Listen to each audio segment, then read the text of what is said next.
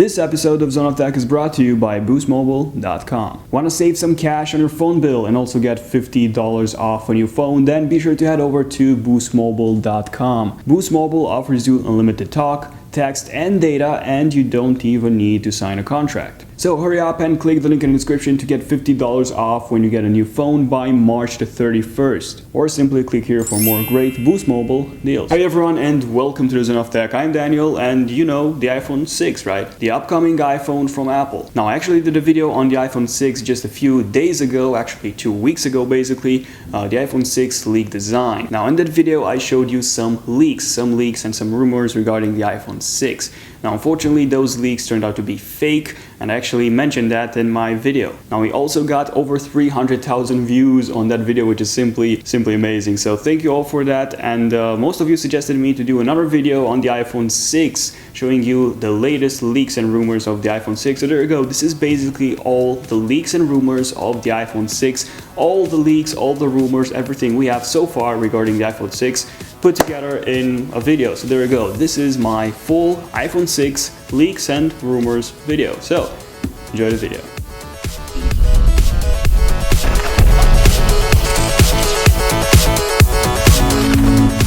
Okay, so to make it easier for you, I've decided to split this video into 5 different sections. So design, specs, camera, features, and release date and price. So starting off with the design of the iPhone 6. Now as you probably know, the iPhone 6 is going to be a new number. It's a 6, not a 5S, not a 5TBC or anything like that. So yes, the iPhone 6 is going to feature a new design because this is basically what Apple does with their iPhones. This is called the tick-tock mechanism. This is basically what Intel does with their CPU. So basically they release, both Intel and Apple, they release a product, and then the next year they update that product instead of releasing a brand new redesigned product. So we had the iPhone 3G, 3GS, the iPhone 4, the iPhone 4S, the iPhone 5, the iPhone 5S, and the iPhone 5C, although that's basically something else. And now we are going to see the iPhone 6. Now speaking of the design, we expect to see something like the iPod Touch 5th generation. Yes, we expect to see a full aluminum design. So we expect the iPhone 6 to be made entirely out of aluminum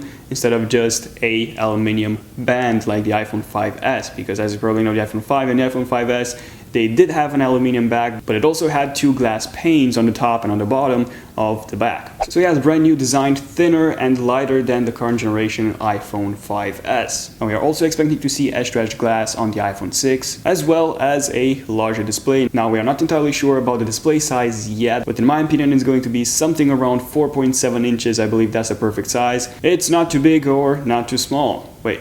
Are we still talking about smartphones? Now, there have been reports that Apple is also working on releasing a larger iPhone 6, so not just a 4.7-inch model, but also a 5.2 or 5.5-inch model, something to compete with Samsung's Galaxy Note line. And apparently they're not going to call it an iPhone, they're going to call it something else. Now, once again, this is not confirmed, and I don't actually believe in Apple releasing anything like that, an iPad mini, or an iPhone X, or anything like that. But still, it's a rumor, and it was worth mentioning. So we've talked about the display size. Now, what about the display technology? Because as you probably know, in the iPhone 5 and the iPhone 5S, basically in all iPhone models, Apple uses IPS LED backlit LCD. So they're not LED displays, they're nothing like that. Actually, LED displays don't even exist, but I will talk about that probably in a future video. So yes, Apple uses LED backlit IPS LCDs for all of their iPhone models. And as you probably know, Samsung or other manufacturers use something else, something like AMOLED, which is an OLED technology. Now, LCD and OLED are very different technologies. I will probably talk about this in a future video. For the iPhone 6, I don't actually expect Apple switching to OLED, just because IPS LCDs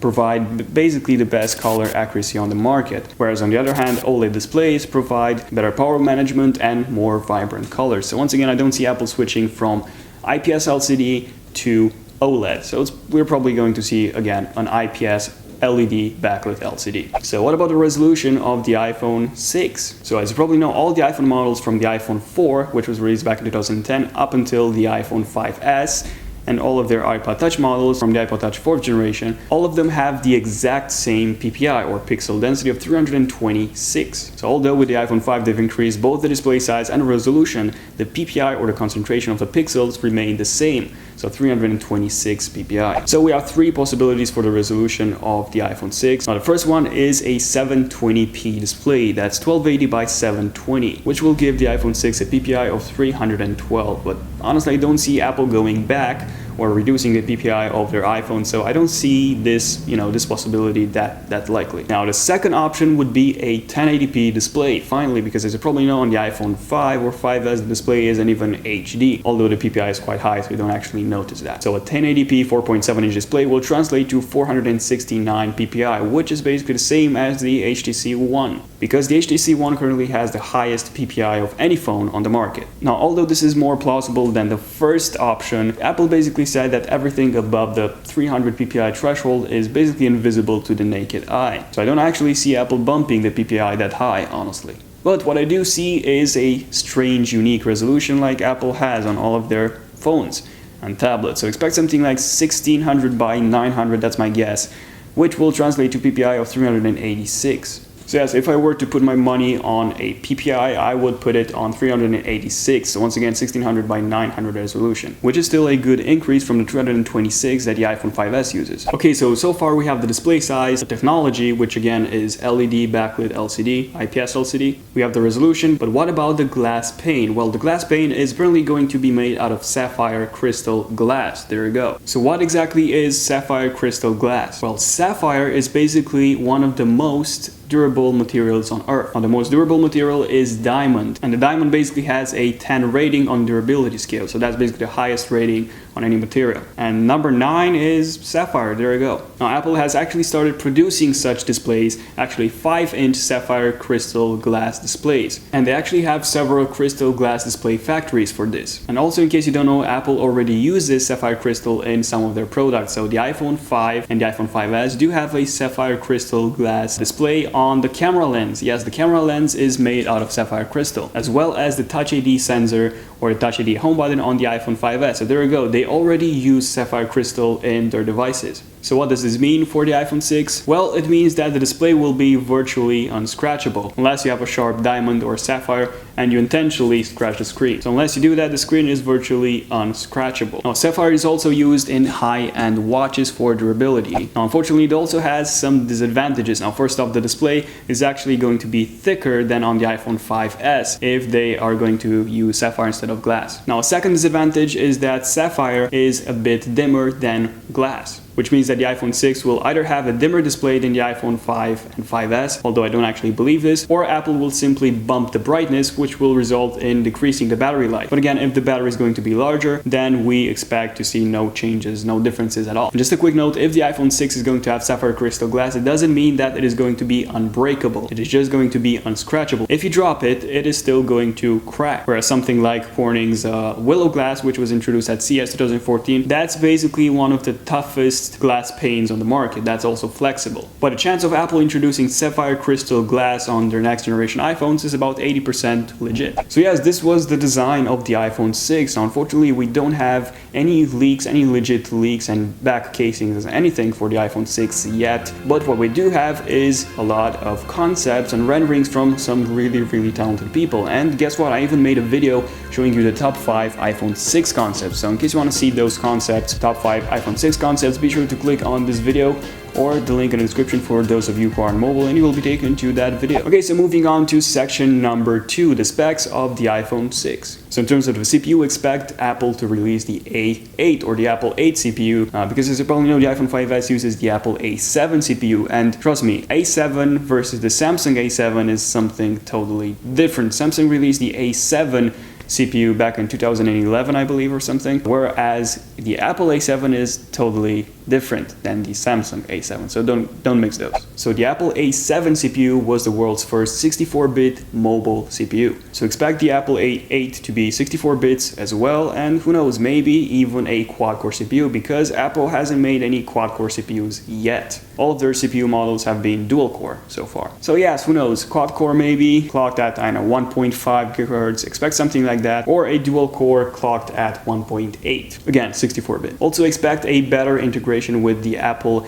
M8 coprocessor, because as you probably know, the M7 coprocessor is included in the Apple A7, and the coprocessor is basically a small low-power CPU which detects and analyzes the movement of your iPhone. So the Apple M7 can actually tell when you're sleeping, when you're walking, when you're cycling, or when you're driving. So expect the M8 to be a bit more advanced than that and a lot more power efficient. Now, in terms of the RAM or the random access memory, it could be 2 GB, but I'm not sure about this because all of Apple's phones and tablets, everything that Apple has at the moment, starting from the iPhone 5 upwards, all of their products only have 1 GB of RAM, and trust me, they're really fast. 64-bit CPU plus 1 GB of RAM plus iOS 7 equals blazing fast performance. We also expect to see the same capacity, so 16, 32 GB, 64, and 128 GB option, probably not, but who knows, maybe, just maybe.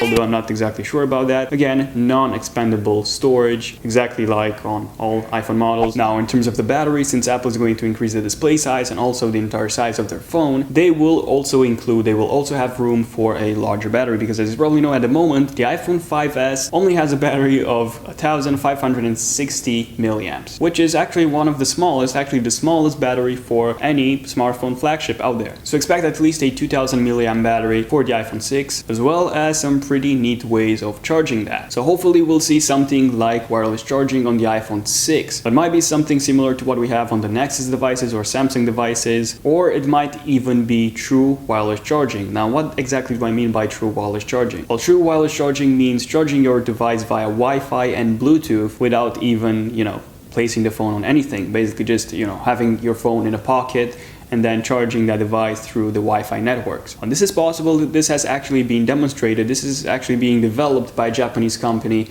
as we speak. But unfortunately, the most they could get from this technology a few months ago was basically charge the device from 0 to about 20-30%, which is okay, but honestly not enough. It's not 100% or 80% or 90%. Now, although Apple might include this in the iPhone 6, I don't actually see Apple making this the primary or the main method of charging the device. Now, a second way of charging the iPhone 6 might be via the gyroscope, because as you probably know, those old watches, not actually old watches, but those really high-end watches, they basically charge as you move, and the way they do that is via the gyroscope. And as you know, the iPhone 6, iPhone 5, all of the iPhones starting from the iPhone 4, all of them have a gyroscope. So Apple might take use of that and get a bit of juice in the iPhone from that as well, but it's not going to be, a large amount. So expect something like 5 to 8% of battery life from the gyroscope if Apple is going to include this. Now, Apple is also working on a technology that allows them to place solar cells in the display, which basically means charging your phone through the display, not only through natural but also through artificial light. But honestly, don't expect to see this in the iPhone 6, probably in the iPhone 8 or 9 or something like that. Okay, finally moving on to something else, which is the camera. So in terms of the sensor, we have two options. Now, the first option is for Apple to keep the exact same 8 megapixel sensor and simply upgrade the aperture from f2.2 to f1.8, which will translate to better low light performance. Now, a second option would be to upgrade the CMOS sensor completely, so basically increasing it from 8 megapixels to something like 12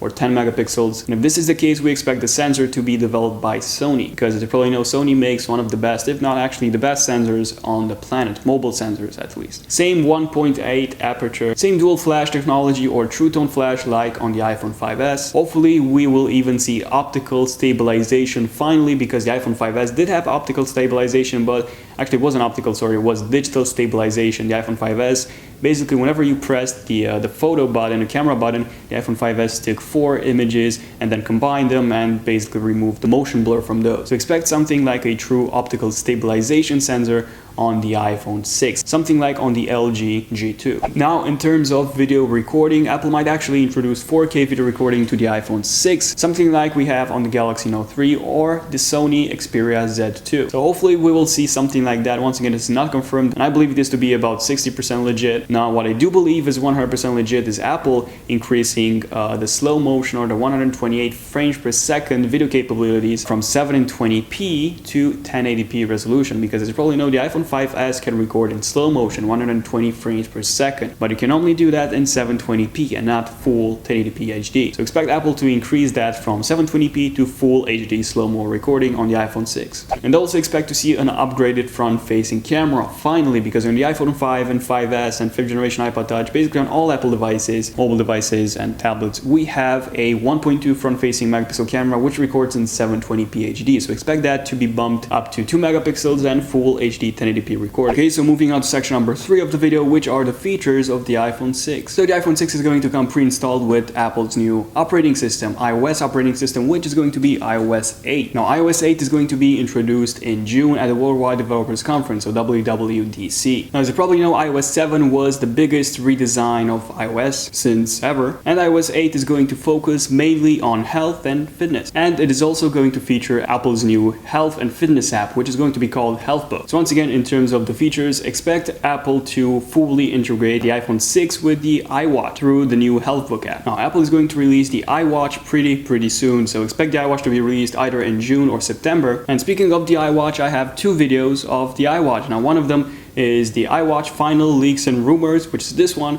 and the other one is the top 5 iWatch concepts. So simply click on any of those annotations and you will be taken to those videos, or the links in the description if you are on mobile. So once again, iOS 8 is going to focus on health and fitness. Other than that, we don't expect any new features on the iPhone 6. Some of the reports have actually mentioned Apple removing the home button, but I don't actually see Apple doing that. Besides, Apple just introduced the fingerprint or the Touch ID sensor with the iPhone 5S, so I don't actually see Apple removing that. I have no reason to think that. So expect the Touch ID to make a reappearance on the iPhone 6, also because at the moment it is the best Touch ID or fingerprint reader on any smartphone out there, including the Galaxy S5. Other features, well, waterproof, nah. I don't actually see Apple making the iPhone 6 waterproof. And finally, moving on to the final section of the video, section number 5, which is release date and price. Now, the release date is going to be either June or September, because as you probably know, all the iPhone models up until the iPhone 4S were released in June, and the iPhone 4S was the first iPhone to be released in October. And then basically all the iPhone models were released either in September or October. So Apple might go back to releasing the iPhone in June, although this is not that likely because there haven't been any official leaks yet. And if the release date is June, we should have seen at least, some legit back casings or something. And since we haven't seen any of those, I expect the iPhone 6 to be released somewhere in September or October. And in terms of the pricing, expect the exact same price as with the iPhone 5S. So $649 for the 16 gig model, $749 for the 32 gig model, and $849 for the 64 gig model, and about $949 if they're going to release any 128 gigabytes model, although I honestly believe that to be highly unlikely, but we'll see. What about the iPhone 5C? Now, Apple might introduce an iPhone 6C, but as you probably know, the iPhone 5C wasn't actually Apple's biggest hit. Now, apparently Apple has over 3 million unsold iPhone 5Cs, which is really disappointing. So my guess is that Apple will keep the iPhone 5S alongside the iPhone 6 and sell the iPhone 5S $100 or something cheaper, although I'm not exactly sure about the iPhone 5C. Now let me know in the comment section down below, and also like this video if you want me to do an iPhone 5C leaks and rumors video. But yes, these were all the leaks and rumors I had for you for the iPhone 6. But what do you think? Let me know in the comment section down below. What do you think about the iPhone 6? What do you think the iPhone 6 is going to be like? Let me know in the comment section down below. Also, if you have enjoyed this video, be sure to hit the like button down there. Helps me out a lot because I spent a lot of time working on this video, so yeah, it does help me out a lot. Also, if you want to see more iPhone 6, iWatch, Samsung Galaxy S5, basically all the tech videos you want to see, simply subscribe to my channel, Zone of Tech. It is free, you don't have to pay for anything, and you'll get to see my latest and greatest videos on the world of tech. Also, don't forget to check me out on Facebook, Twitter, and Google+, because I constantly post tech updates on those social networks. So, thank you all for watching this video. This was it. I'm Daniel from Zone of Tech, and I'll see you in the next video. And until then, like as always, Zone of Tech signing out.